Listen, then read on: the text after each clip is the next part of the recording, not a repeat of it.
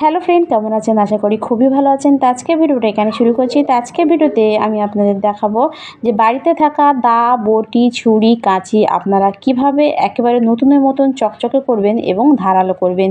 তা দেখুন, আমাদের প্রত্যেকের রান্নাঘরের সবথেকে দরকারি জিনিস হলো এই বটি।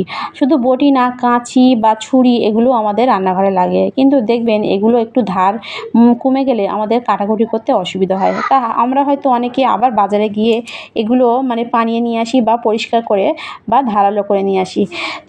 তাতে আমাদের অনেকটা টাকা চলে যায়। কিন্তু আমরা যদি বাড়িতে থাকা সামান্য একটি জিনিস দিয়ে এগুলো ধারালো চকচকে ঝকঝকে করে নিতে পারি, তাহলে কেমন হয়? তা সেরকমই একটা অসাধারণ টিপস আজকে আমি আপনাদের কাছে শেয়ার করব। আশা করছি টিপসটা আপনাদের অনেকটা কাজে লাগবে। তা কোনো রকম ঘষাঘষিও করতে হবে না বা কোনো রকম পয়সা খরচও এখানে করতে হবে না। বাড়িতে থাকা সামান্য কিছু জিনিস সেটা দিলেই এটা একেবারে নতুনের মতো চকচকে ঝকঝকে হয়ে যাবে। তা চলুন ভিডিওটা শুরু করা যাক। তা দেখুন, এখানে আমি নিয়ে নিয়েছি একটা বটি। তা আমাদের প্রত্যেকের বাড়িতে এরকম ছোট বড় বটি থাকে। তা আপনারা এই একই পদ্ধতিতে এই ছোট বটি বা বড় বটি পরিষ্কার করে নিতে পারেন। তা আজকে আমি আপনাদের সামনে এই বটিটা একেবারে নতুনের মতো চকচকে করব বা ধারালো করব।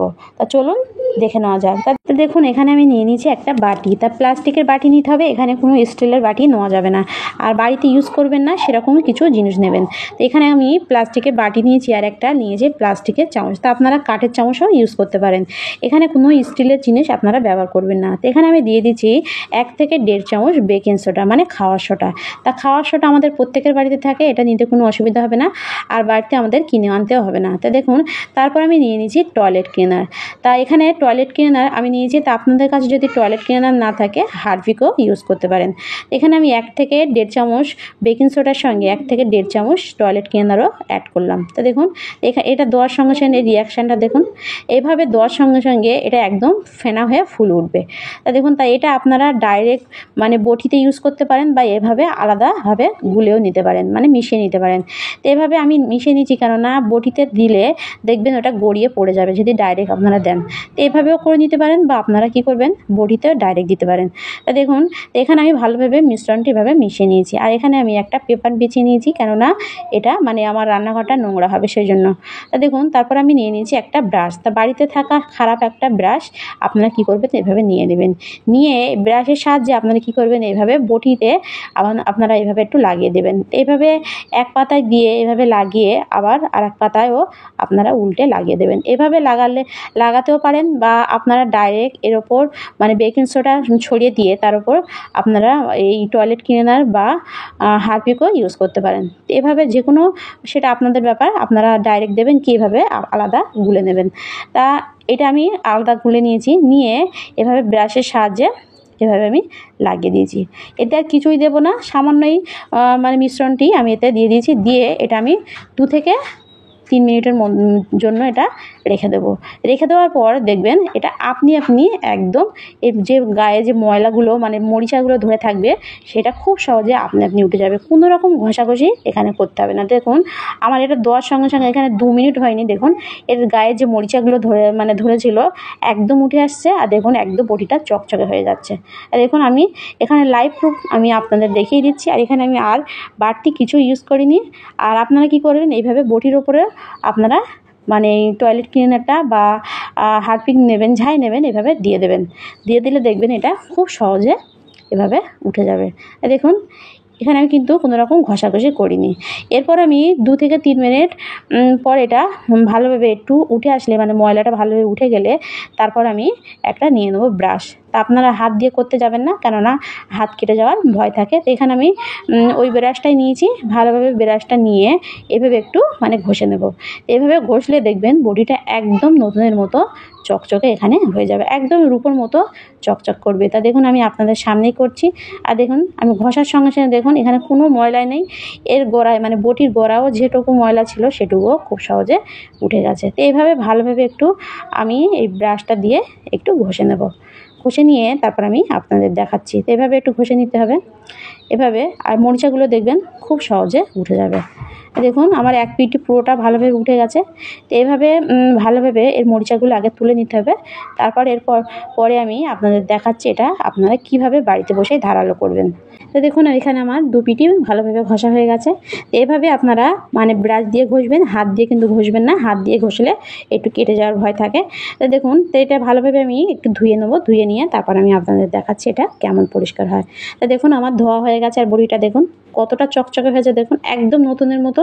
আর দেখুন কতটা পরিষ্কার ক্লিন এখানে হয়েছে বডিটা, কোথাও একটু ময়লা এখানে নেই। আমি কিন্তু কোনো রকম পয়সা খরচও এখানে করিনি, বা কোনো রকম বাড়তি কিছু এখানে ইউজ করিনি, বা কোনো রকম ঘষাঘষিও করিনি।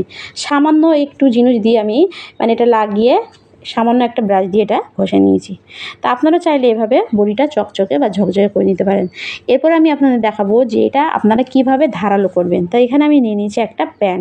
তো এইভাবে একটা প্যান নিয়ে আপনারা কি করবেন, এই প্যানে দিয়ে দেবেন অল্প একটু লবণ। তা লবণ আমাদের প্রত্যেকের বাড়িতে থাকে। এভাবে লবণ দিয়ে আপনারা কি করবেন, নিয়ে যাবেন গ্যাসে দিয়ে এটা একটু ভালোভাবে একটু নেড়ে নেড়ে এটা গরম করে নিতে হবে। তাই ভালোভাবে একটু গরম করে নিয়ে তারপর আমি এটা নামিয়ে নেব। তা দেখুন আমি এখানে গ্যাসে বসিয়ে দিয়েছি, আর এটা একটু এভাবে একটু নেড়ে নেড়ে গরম করতে হবে। তো গরম করে এটা আপনারা কি করবেন, নামিয়ে নেবেন।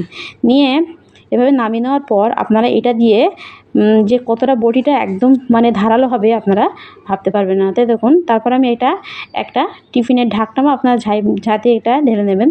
তো এভাবে আমি একটু ঢেলে নিয়েছি, নিয়ে আমি আবারও একটা পেপার এখানে বিছিয়ে নিয়েছি, নিয়ে আমি ওই বড়িটা এখানে নিয়ে নেব। দেখুন নিয়ে এরপর আমি কি করব, আমি লবণটা মানে গরম করা যে লবণটা আমি এতে দিয়ে দেবো। তার আগে আমি বটিটা একটু ভালোভাবে মুছে দেবো, কেন বটিটা আমি ধুয়েছি, এতে একটু জল লেগে আছে। তো দেখুন এটা দেওয়ার পর এরপর আমি দেখুন নিয়ে নিচ্ছি একটা পাথরের বা যে শিলের সঙ্গে যে নোড়াগুলো থাকে না, আমি মানে আমাদের এখানে নোড়া বলে, আপনাদের ওখানে কি বলে আমি জানি না। তো এটা এই পাথরের নোড়াটা বা এরকম একটা পাথরের জিনিস, বা আপনারা চাইলে যে তারের যে বাঁধানিগুলো হয় সেগুলোও আপনারা নিতে পারেন। নিয়ে আপনারা কি করবেন, এভাবে লবণ একটু একটু ছড়িয়ে দেবেন, মানে এই যে বটির ওপরে এভাবে দিয়ে আর এভাবে রাউন্ড করে করে একটু ঘষবেন। এভাবে ঘষলে দেখবেন বড়িটা খুব সুন্দরভাবে ধারালো হয়ে যাবে। আর দেখুন আমি আপনাদের সামনেই করছি। তো এভাবে একটু ঘষতে হবে, আর তার আগে আপনারা ওইভাবে বড়িটা একদম চকচকে করে নেবেন, নিয়ে এভাবে একটু ঘষবেন। তো এভাবে ঘষলে দেখবেন খুব সহজে বড়িটা একদম ধারালো হয়ে যাবে। তা আপনারা বাজার থেকে ধার দিয়ে আসলে যেরকম ধার আপনারা পান সেরকম ধার আপনারা বাড়িতে বসেই পেয়ে যাবেন। তো এখানে আমি 5 মিনিটের মতো একটু ঘষবো, ঘষে তারপরে আমি আপনাদের দেখাচ্ছি। তা দেখুন আমার এখানে ঘষা হয়ে গেছে, আর বড়িটা দেখুন একদম মানে যতটা চকচকে হয়েছে কিন্তু ততটাই কিন্তু এখানে ধারালো হয়েছে। তারপর আমি মানে বড়িটা ধুয়েছি যেহেতু, তারপর আমি আবার একটু কাপড় দিয়ে মুছে নিয়েছি, আর এখানে বড়িটা খুব সুন্দর ধার কিন্তু হয়ে গেছে। এরপরে আপনারা কি করবেন, নিয়ে নেবেন একটু নারকেল তেল। তো নারকেল তেল আমাদের প্রত্যেকের বাড়িতে থাকে। এভাবে নারকেল তেল নিয়ে আপনারা কি করবেন, হাতে অল্প একটু নারকেল তেল নিয়ে বা বটির উপরে এভাবে একটু নিয়ে আপনারা ভালোভাবে নারকেল তেল এভাবে একটু এই বটিতে লাগিয়ে দেবেন। মানে দেখবেন খুব সহজে বটিটা খুব সুন্দরভাবে মানে ধার হয়ে থাকবে বা মরিচা ধরবে না।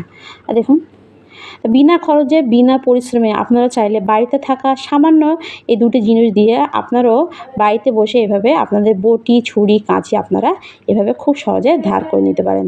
এরপরে দেখুন আপনারা কাঁচি কিভাবে বাড়িতে বসে একেবারে ধার করবেন বাজারের মতন। তো দেখুন এখানে আমি নিয়ে নিচ্ছি একটা কাঁচি, আর কাঁচিটা দেখুন কতটা মরিচা ধরে কালো হয়ে গেছে।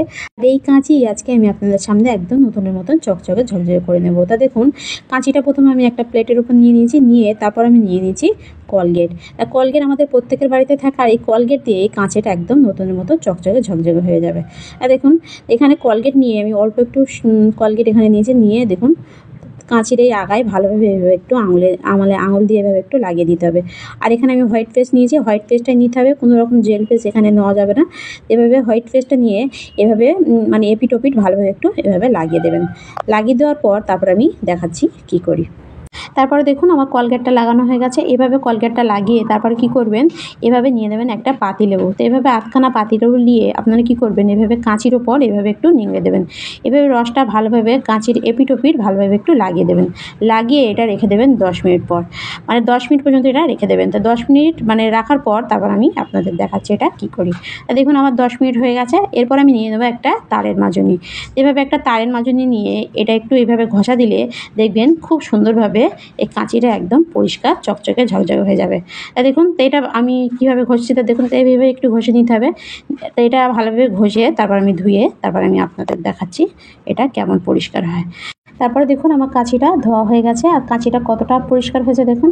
এরপর আপনারা কি করবেন, একটা পাথরের এরকম একটা পাথরের জিনিস নিয়ে নেবেন, নিয়ে এটা একটু এভাবে ঘষে নেবেন, নিলে দেখবেন একদম বাজারের মতো আপনারা ধার পেয়ে যাবেন।